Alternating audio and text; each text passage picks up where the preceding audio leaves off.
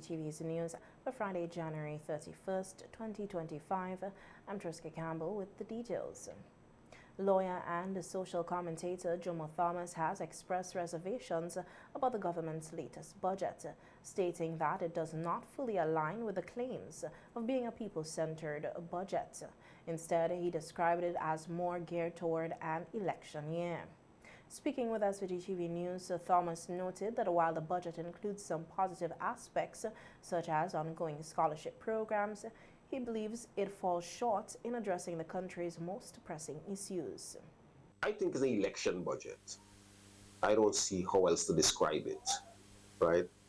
This notion of the GIVE project where you're going to give away $60,000, this whole idea of the right, the school. This year was not the first time they're talking about it, but you know, the 2.5%, the scholarships I would always credit the government for. I think that's it's going to be the enduring policy, I think, of the ULP administration, that a lot of people, disadvantaged people, their sons and their daughters got a chance to get an education.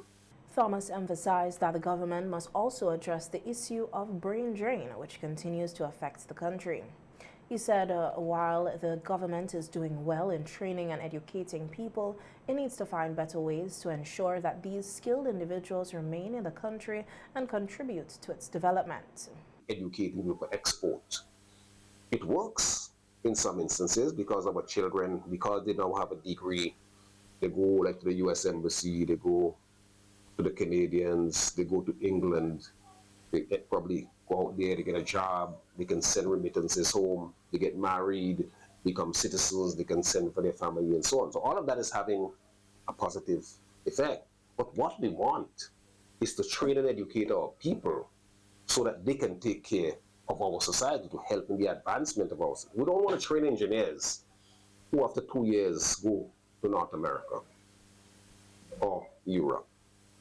We don't want to train doctors who do not stay here.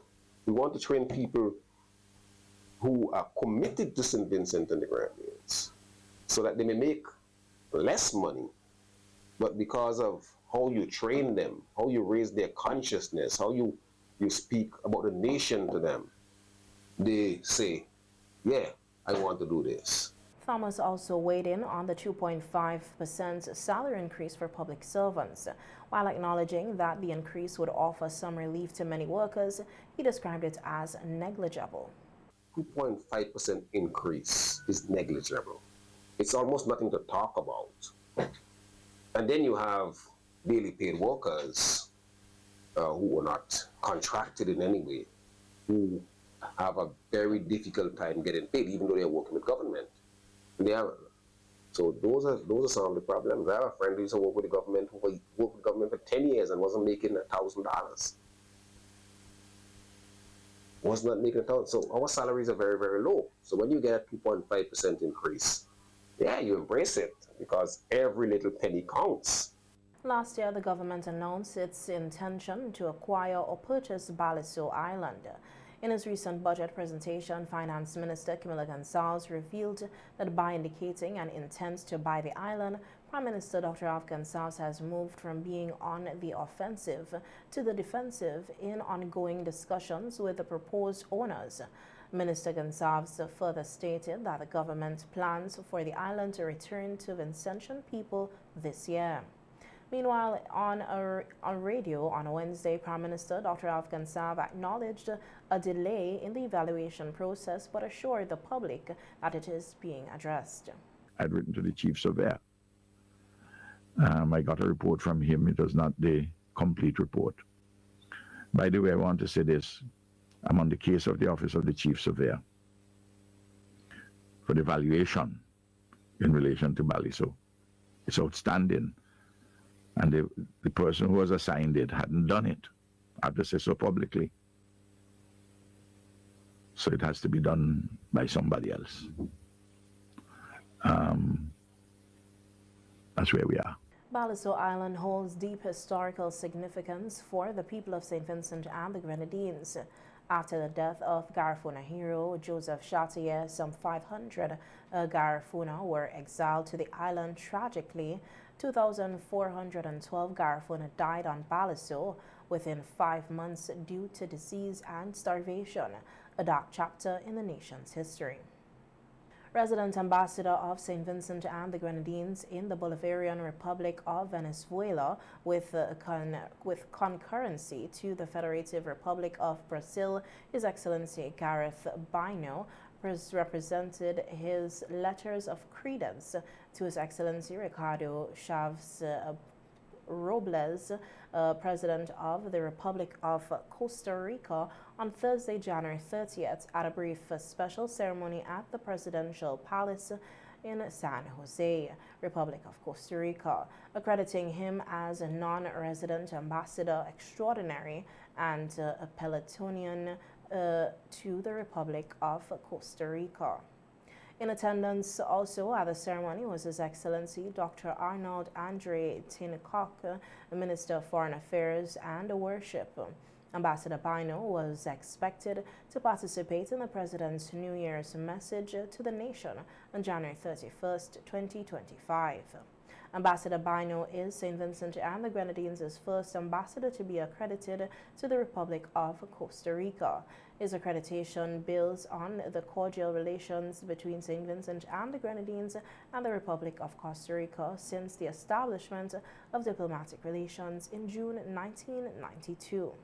In other news now, after facing public criticism for failing to acknowledge the death of one of their own, the Royal St. Vincent and the Grenadines Police Force today issued a statement on the passing of former police constable Michelle Andrews and extends its deepest condolences to her family, friends, and loved ones.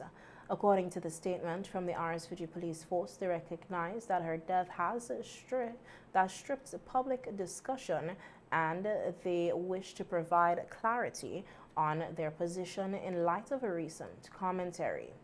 The statement said upon learning of her demise, they reached out privately to her family and offered their sympathies and to request a photograph for a public tribute. During these conversations, the family of the deceased made it clear that they preferred to grieve privately and did not wish for any formal recognition or involvement from the SVG Police Force. They respected their wishes and refrained from making a public statement. Unfortunately, this decision has been misinterpreted in some circles as oversight or lack of acknowledgement. That was never the case. The SVG Police Force further stated that it has always sought to honor those who have served, but it will never impose upon a grieving family that has expressly asked for space and privacy, noting that respecting those wishes was the most appropriate and dignified course of action. The law enforcement organization said it understands that emotions surrounding the history of the deceased with the organization may add layers to this conversation, but its only intention was to approach the situation with the same level of respect and compassion it would extend to any former officer and their family.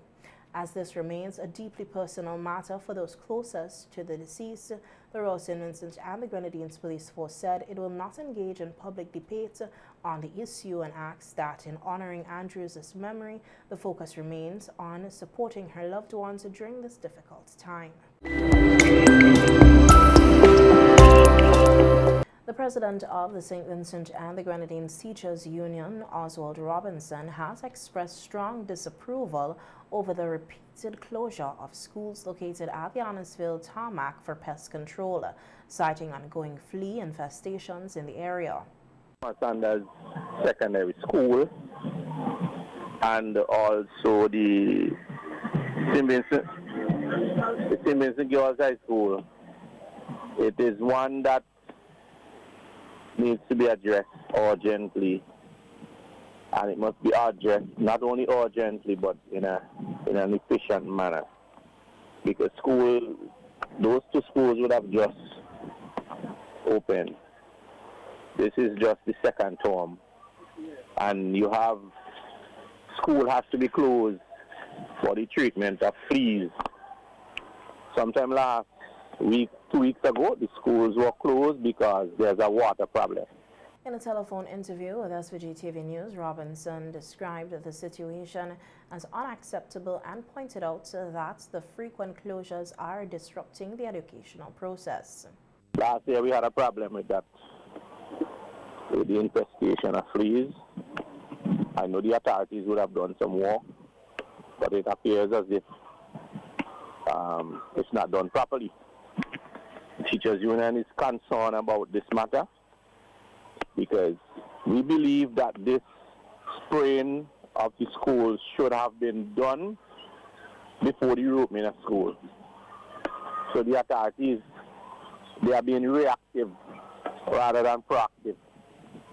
Schools were on vacation in December, and that work should have been done, whereas schools have to be closed now to get that work done. And that is loss of instructional time, and it's something that the union is concerned about. The union president further raised concerns regarding the use of toxic chemicals in the pest control efforts, noting that they are particularly worried about the impact of these chemicals on the health and safety of both students and the staff. There are certain chemicals, if you put them in the environment, they take a little while before they will become more or less weakened, right? So that it doesn't have any impact on the health, safety of the children and the teachers. So you have to know what chemical is being used, what is the duration. It could stay there without creating any impact. I know the Ministry of Health, Wellness and the Environment would have advised the relevant ministries to put mesh wire under the building, under the schools. Because if the dogs get into the compound, normally it's under the buildings they go. So there's nothing there to keep them out from under the building. And if a dog is under the building and the dog has fleas, what do you mean teachers have to go and try to get them out of the building, underneath the building? Robinson urged the government to follow the advice of the Ministry of Health and take more proactive measures to prevent future infestations. Specifically, he called for the installation of mesh wiring to keep animals such as dogs from entering the school's compound and potentially causing further issues with pests. Parents and members of the public are encouraged to stay vigilant and take necessary precautions against hands, foot, and mouth disease, HFMD, a common viral infection that primarily affects children under the age of 5. Dr. Alicia Bunady, District Medical Officer for the Pembroke Health District, highlighted the importance of early detection and prevention. She explained that hands, foot, and mouth disease is caused by a variety of different viruses, most commonly the virus, as she outlined some of the key symptoms that parents should watch for, including fever and reduced appetite. Like most viral illnesses, the children will present with a fever. So you might think, oh, my child feels warmer or hotter than usual if you subjectively check it. However, if you use a thermometer, the temperature might be more than 100 degrees. So this is reason for you to start thinking something is off with my child. So there's fever, there's a sore throat. The child would generally say they're not feeling well. Mommy, I'm not feeling like myself. And as we mentioned, after the fever and the viral symptoms, that is when the rash will then present. So the rash presents later from the fever. So this rash, as we noted, tends to be in the palms of the hands, the soles of the feet. It tends to not be itchy, but it looks more like a blister, right? So it has this very red appearance as like some tiny bumps, a red tiny bump that would present in the palms of the hand, the soles of the feet, and as I mentioned, it can be present on the buttocks.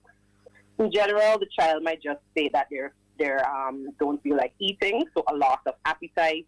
It might generally be fussy, but that's just to summarize how they would present. So fever, the rash, loss of appetite, and generally feeling unwell. While the disease is most prevalent in young children, Dr. Bunady stressed that it is possible for adults to contract hand, foot, and mouth disease as well. The disease can also be uncomfortable, but is usually self-limiting, with most children recovering within a week or two. She also noted that it is possible for an individual to contract the disease more than once. Because in a different year, a different virus might be circulating which causes it. So until we know which virus is causing it at that time, it's hard to, as we can see, develop actual immunity towards viruses, because these tend to replicate and they change over time. So a different virus will be circulating at a different period, so you can definitely get hand, foot, and mouth disease more than once. All right. And I know some of the concerns for children especially are chicken pox and ringworms and some of these things. And you mentioned a rash. But how is it different from, for example, chicken pox, which sometimes you hear about? Okay, so chicken pox, as I mentioned, so what would differentiate hand, foot, and mouth disease from chicken pox would be that distinctive rash, as I mentioned. Chicken pox tends to be more generalized, or starts in the face, then it goes onto the trunk of the body. With hand, foot, and mouth disease, it's this distinctive small blisters, as the name suggests, hand, foot, and mouth, which appears in the hands, the feet, and the mouth. And also the different virus. So chicken pox is caused by the varicella virus. The flu is by the influenza virus. And there's no specific test for hand, foot, and mouth disease.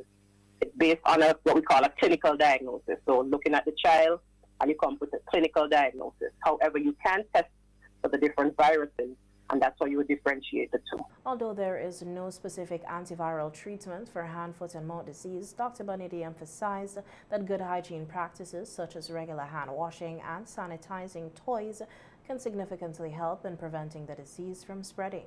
Mentioned, because it's so contagious and a very high risk for transmission, we're going to go back to our basic hygiene methods. So we want to practice frequent hand washing as much as possible. So wash these hands every time you're in contact with someone. You go and you wash your hands with lovely soap. Little plain soap never hurt anybody. You want to also avoid close contact. So if you know someone has hand, foot, and mouth disease, you want to limit your physical contact with that child, which includes hugging or just being around the child. Of course, I mean, as a mother, you're going to want to still have some form of connection with the child, but in that sense, you want to make sure you sanitize the infected child's hands so she won't be able to pass it on to you.